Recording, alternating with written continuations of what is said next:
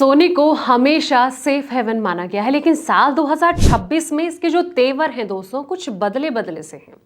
America में बढ़ती bond yield और डॉलर की मजबूती ने गोल्ड ईटीएफ के रिटर्न पर ब्रेक लगा दिया है।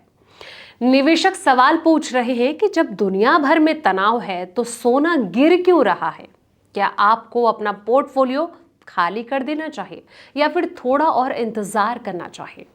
एक्सपर्ट की राय और रणनीति के साथ हाजिर है आज की ये रिपोर्ट। तो कहीं ना कहीं सोना जिस तरीके से पिट रहा है, इसके कहीं ना कहीं निवेश के क्या साइड इफेक्ट चल रहे हैं, चलिए जानते हैं इस रिपोर्ट में। नमस्कार, मैं हूं आपके साथ संध्या बिष्ट और आप देख रहे हैं द इकोनॉमिक टाइम्स हिंदी। दोस्तों, पिछले कुछ समय से गोल्ड ईटीएफ में काफी ज्यादा उतार चढ़ाव नजर आ रहा है। 4 मई को भी गोल्ड ईटीएफ में गिरावट देखने को मिली, जो कि पूरे सेगमेंट में कमजोरी का संकेत दिखाती है। गोल्ड ईटीएफ की कमजोरी एमसीएक्स पर भी नजर आई। सोना एमसीएक्स पर करीब 1.32% यानी कि 2000 गिरकर लगभग 1,50,000 के चल रहा है।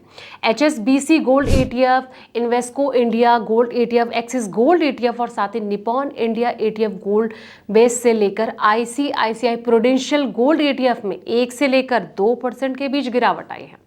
हालांकि इन सभी फंड्स में ट्रेडिंग वॉल्यूम जो है वो मजबूत बना रहा।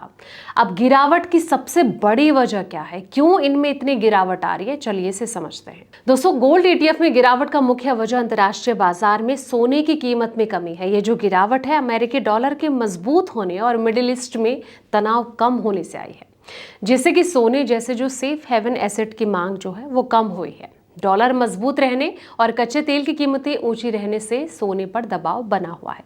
जब क्रूड महंगा होता है तो डॉलर की जो मांग है वो बढ़ती है, जिससे कि सोने की कीमतों पर असर पड़ता है। साथ ही अमेरिका में ब्याज दरों में कटौती की संभावना कम होने से भी सोने पर जो है दबाव बढ़ता नजर आ रहा है। अब डर और उम्मीद के बीच बाजार का क्या हाल है, बाजार किस और संकेत दे रहा है। तो दोस्तों, बता दें कि कच्चे तेल की जो कीमतें हैं करीब $114 प्रति बैरल के आसपास बनी हुई है। ईरान से जुड़े तनाव ने बाजार को असमंजस में डाल दिया है। अमेरिका के राष्ट्रपति डोनाल्ड ट्रंप कह रहे हैं कि ईरान का शांति प्रस्ताव पर्याप्त नहीं हो सकता, जिससे कि अनिश्चितता बनी हुई है।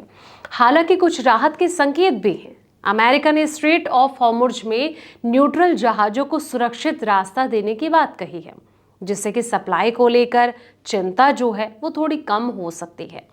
अब ऐसे में पिछले कुछ सालों की तेजी के बाद जो है सोना अभी कंसोलिडेशन फेज में नजर आ रहा है। एक्सपर्ट ये भी कह रहे हैं दोस्तों कि इक्विटी मार्केट की जो चाल है इसको सोने से सीधे जोड़ना सही नहीं है, क्योंकि दोनों जो हैं वो अलग तरह से काम करते हैं। अब निवेशकों को क्या करना चाहिए, क्योंकि निवेशक जो है काफ़ी ज़्यादा असमंजस में है। तो एक्सपर्ट ये सलाह दे रहे हैं कि निवेशक जो हैं छोटे समय के उतार चढ़ाव के पीछे ना भागें। गिरावट के दौरान धीरे धीरे निवेश करना बेहतर रणनीति हो सकती है। दोस्तों, 2 से 3 साल के नज़रिए से गोल्ड में निवेश जो है फायदेमंद साबित हो सकता है। तो ऐसे में ये नहीं है कि आप बिल्कुल ही इनमें निवेश करना छोड़ दें, बल्कि 10 से 15% जिस तरीके से एक्सपर्ट कहते हैं कि इतना हिस्सा आपका गोल्ड सिल्वर में होना चाहिए, तो उस अकॉर्डिंग आप निवेश कर सकते हैं। तो फिलहाल इस रिपोर्ट में इतना ही। ऐसे तमाम अपडेट्स के लिए आप देखते रहें द इकोनॉमिक टाइम्स हिंदी।